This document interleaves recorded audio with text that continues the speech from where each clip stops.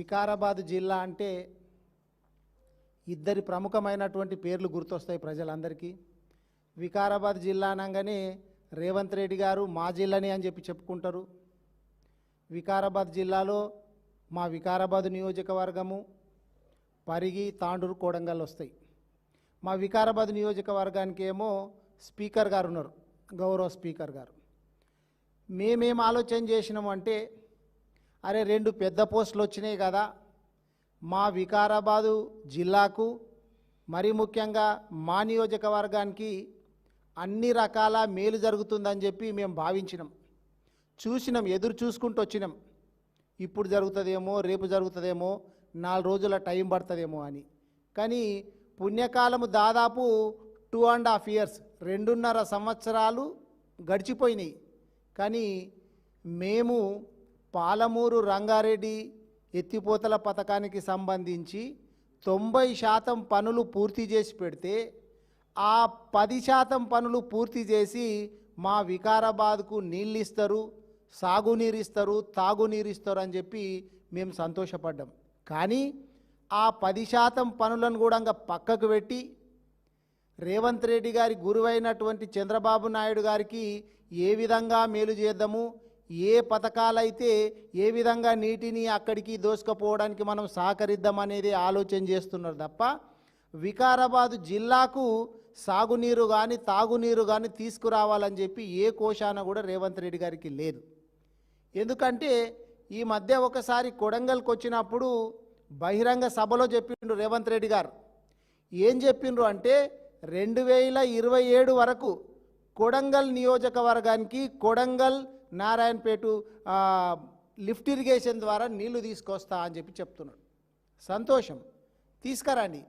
కానీ కొడంగల్కి ఒక్కటే తీసుకొచ్చుడు కాదు, వికారాబాదు జిల్లాలో ఉన్నటువంటి మా వికారాబాదు నియోజకవర్గం ఏం పాపం చేసింది, పరిగి ఏం పాపం చేసింది, తాండూరు ఏం పాపం చేసింది, వాటి గురించి అసలు మాట కూడా మాట్లాడతలేవు.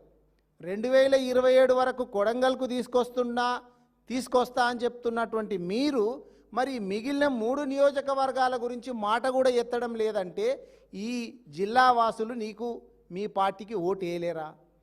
ఇవి వికారాబాద్ జిల్లాలో లేవా 3 నియోజకవర్గాలు? ఏమన్నంటే మళ్ళా ఆ ప్రాణహిత చేవెళ్ళకు సంబంధించింది ముందుకు తీసుకొస్తున్నారు. ఇంకొక 1000 సంవత్సరాలైనా కానీ ప్రాణహిత చేవెళ్ళ పథకం ద్వారా వికారాబాద్కు నీళ్లు రావు. అందరు కూడా దానికి సంబంధించినటువంటి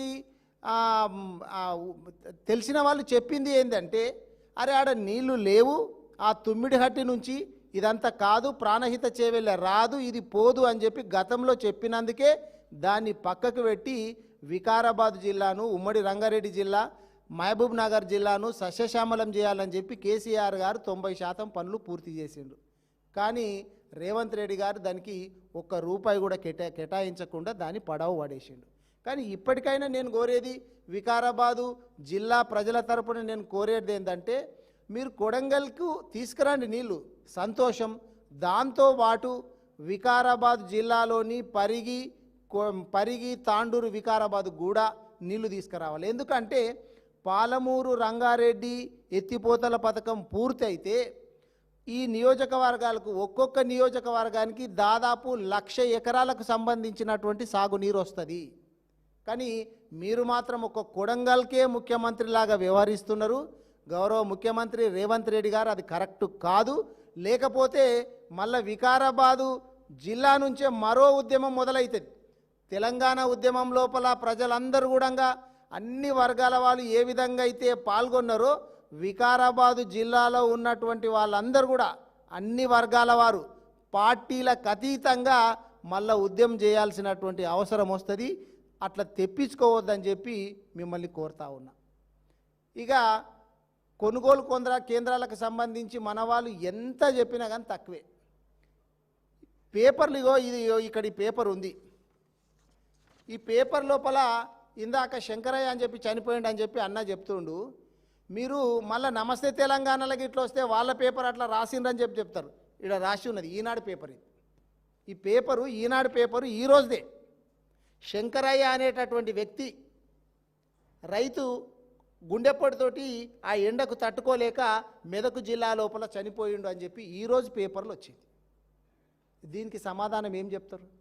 కానీ మీరేమంటారు? 80% కొనుగోళ్ళు అంతా అయిపోయినాయి, 20% అయినాయి అని చెప్పి మీరు చెప్తున్నారు. వికారాబాద్ జిల్లానే తీసుకుందాం, వేరే జిల్లా ఎందుకు? వికారాబాద్ జిల్లా లోపల ఎక్కడన్నా పోయి చూడండి. మాటలు చెప్పుడు కాదు ముఖ్యమంత్రి గారు. ఇక నేను గౌరవ స్పీకర్ గారిని కూడా కోరేది ఏంటంటే, మీరన్నా దృష్టి పెట్టండి. ముఖ్యమంత్రి గారేమో ఖాళీ కొడంగల్కు ముఖ్యమంత్రిలాగా ఆయన వ్యవహరిస్తున్నారు. మీరు కూడా రాష్ట్రానికి సంబంధించినటువంటి ఒక పదవి లోపల ఉన్నారు. వికారాబాదు నియోజకవర్గం మీద దృష్టి పెట్టి సాగునీరు, తాగునీరు, పాలమూరు రంగారెడ్డి ఎత్తిపోతల పథకం ద్వారా ఏ విధంగా తీసుకురావాలనేటటువంటిది మీరు దృష్టి పెట్టాలా. ఎందుకంటే మొన్న మా మహబూబ్ నగర్కు సంబంధించినటువంటి బీఆర్ఎస్ పార్టీ వాళ్ళు మేము పాదయాత్ర పెట్టుకుంటామంటే వెంటనే ఉట్టియనన్నా రివ్యూ పెట్టినట్లు ముఖ్యమంత్రి గారు చేసిండు తప్ప అది మళ్ళీ ఎక్కడికి ముందుకు కదులుతలేదు. నేను గౌరవ స్పీకర్ గారిని కూడా కోరేది ఇంకొకటి ఏంటంటే, మీరు గతంలో మంత్రిగా చేసిండ్రు, ఎమ్మెల్యేగా చేసిండ్రు, ఇప్పుడు స్పీకర్గా ఉన్నారు. గతంలో మీరు ఎప్పుడు కూడా వికారాబాదు ఆ పాడుపడ్డటువంటి రైల్వే ఓవర్ బ్రిడ్జిని శాంక్షన్ చేయించినటువంటి పాపాన బోలే మీరు కానీ గతంలో చేసినటువంటి వాళ్ళు కానీ నేను గౌరవ కేసీఆర్ గారి ఆశీస్సులతోటి కేటీఆర్ గారిని అడిగి 100 కోట్లు శాంక్షన్ చేయించినాం. 100 కోట్లు శాంక్షన్ చేయించి పనులు స్టార్ట్ కూడా చేసినాం. ఎలక్షన్ కోడ్ వచ్చింది, మీ చేతిలో పడ్డది. అది ఇప్పుడు దాదాపు శంకుస్థాపన చేసి 3 సంవత్సరాలు అవుతుంది. 3 సంవత్సరాలు అయినా కానీ సగం పనులు కూడా కంప్లీట్ కాలేవు. మొన్న ఎప్పుడో వారం 10 రోజుల క్రితం చూస్తే ఒక్క మనిషి పనిచేస్తున్నాడు. ఒక్క మనిషితోటి బ్రిడ్జి మొత్తం అయిపోతుందా? ఈరోజు ఎంతమంది పనిచేస్తున్నారు అని చెప్పి నేను వికారాబాద్ నుంచి వస్తూ వెహికల్లోంచి బయటికి చూస్తే అసలు ఒక్కరు కూడా లేరు. ఈరోజు ఒక్కరు కూడా లేరు. మరి ఇట్లా వారానికి ఒక్క మనిషి ఒక్కరోజు పని చేసుకుంటూ పోతే, లేకపోతే 10 రోజులకు ఒక్క మనిషి పని చేసుకుంటూ పోతే ఆ బ్రిడ్జిని ఎన్ని రోజులలో కంప్లీట్ చేద్దాం అనుకుంటున్నారు? మనం మొన్నటి కూడా చూసినాం, చిన్న ఏదైనా వెహికల్ యాక్సిడెంట్ అయితే అక్కడ మొత్తం ఆటో 1 కిలోమీటరు, ఇటో 1 కిలోమీటర్లు 5-10 నిమిషాల లోపలే నిండిపోతున్నది. వికారాబాద్లోకి పోవాలన్నా రావాలన్నా ఉన్నది ఒకటే మార్గం, వేరే మార్గం లేదు.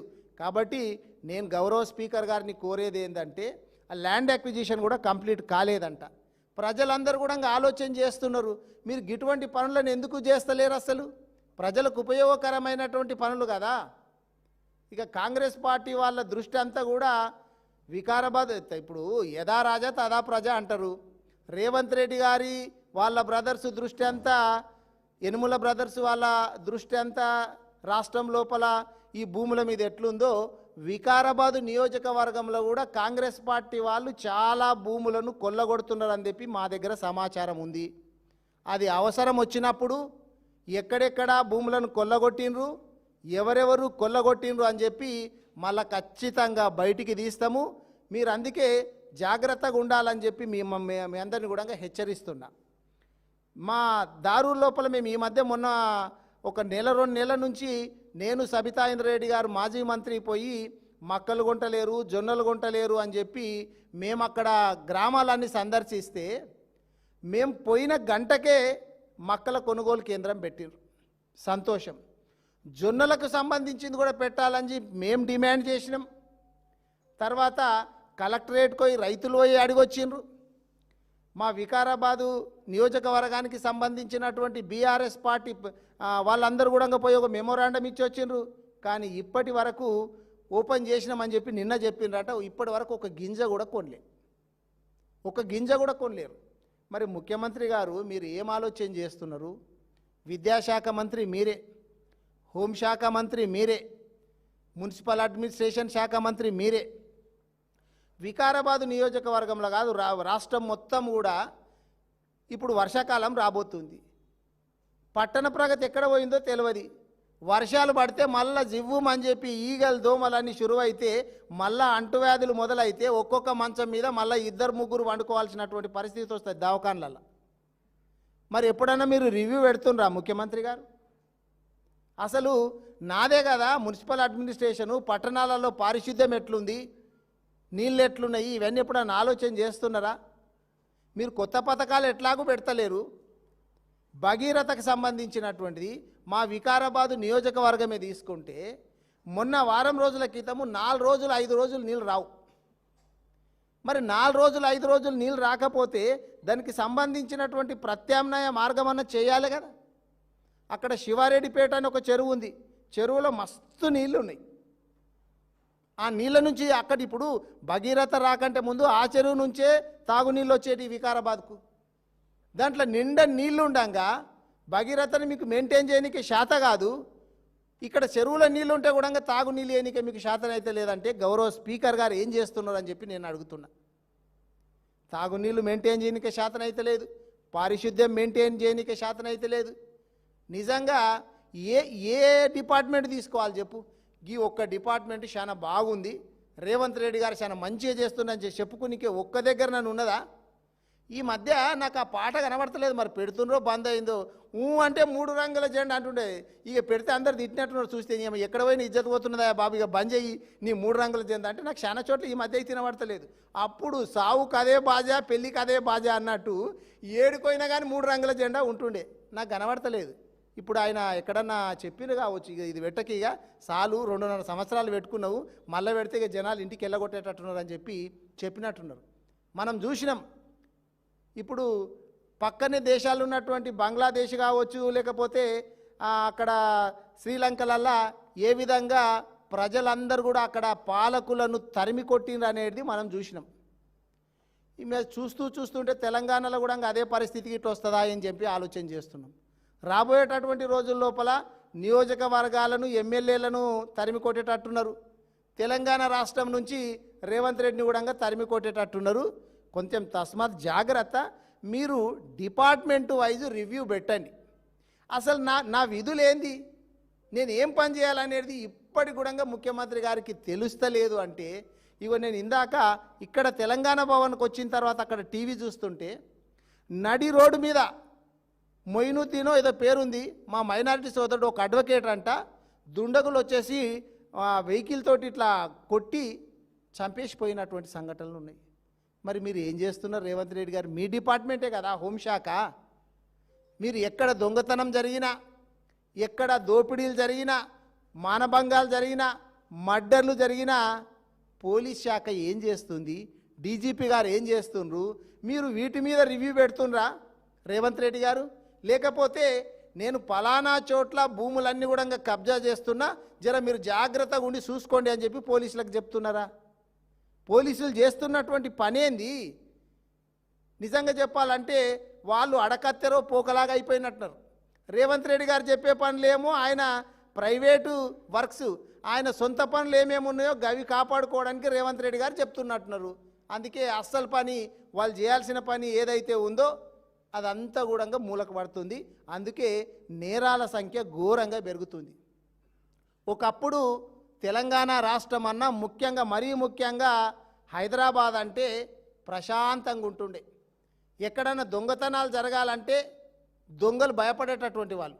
కానీ ఇప్పుడు మా వికారాబాద్లో చూస్తున్నాం తెలుసా, మా వికారాబాద్లో కూడా పట్టపగలు దొంగలు వాడబట్టి. మరి ఏం చేస్తున్నారు? స్పీకర్ గారు ఏం చేస్తున్నారు? రేవంత్ రెడ్డి గారు ఏం చేస్తున్నారు? మొన్నెప్పుడో చూస్తే మా బావగారి ఇంట్లో కాగజ్నగర్లో ఆర్ఎస్ ప్రవీణ్ కుమార్ గారి ఇంట్లో కూడా వాళ్ళతో కూడా దొంగలు వాడారంట. ఈయన ఏం చేయాలి చెప్పు? ఎక్కడికి పోతుంది? హోమ్ డిపార్ట్మెంట్ ఎక్కడ పోతుంది? మీ మున్సిపల్ అడ్మినిస్ట్రేషన్ డిపార్ట్మెంట్ ఏం పని చేస్తుంది? మీరు నిర్వహిస్తున్నటువంటి విద్యాశాఖ ఎంత తొందరగా ఉంది? మరి ముఖ్యమంత్రి గారికి ఎవరివి చెప్తలేరో, చెప్పినా కానీ ఈయన ఈనడో, ఏం జరుగుతున్నదో కానీ అట్టర్ ఫ్లాప్ అయినటువంటి ముఖ్యమంత్రి ఎవరన్నా ఉన్నారంటే అది రేవంత్ రెడ్డి గారు. జనాలలో ఇప్పుడు ఏముంటుందంటే 2 ఉంటాయి. మంచిగా ఇప్పుడు బాగా పనిచేసిన వాళ్ళు కూడా జనాలు గుర్తుపెట్టుకుంటారు. ఇప్పుడు స్టూడెంట్స్ ఉంటే క్లాస్ లోపల మంచి స్టూడెంట్ని గుర్తుపెట్టుకుంటారు టీచర్ ఎప్పటికైనా. కానీ ఏడ కలిసినా ఇంకో 20 ఏళ్ళకి కలిసినా కానీ ఇటు మంచి స్టూడెంట్ అని గుర్తుంటారు. లేకపోతే దరిద్రమైనటువంటి స్టూడెంట్ కాలేజీకే రాకుండా లేకపోతే వస్తే అల్లరి చేసేటటువంటి స్టూడెంట్ ఉంటాడు కదా, అటువంటి అన్న గుర్తుపెట్టుకుంటాడు. కేసీఆర్ గారిని ఎట్లా గుర్తుపెట్టుకుంటారంటే బెస్ట్ సీఎంగా కేసీఆర్ గారిని గుర్తుపెట్టుకుంటే వర్స్ట్ సీఎంగా రేవంత్ రెడ్డి గారిని గుర్తుపెట్టుకునేటట్టు ఉన్నారు.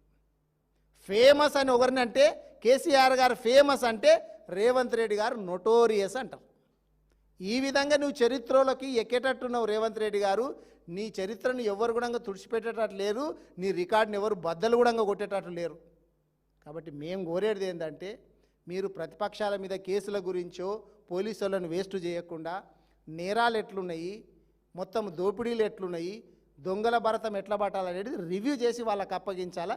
మీ శాఖని మీరు చూడాలా.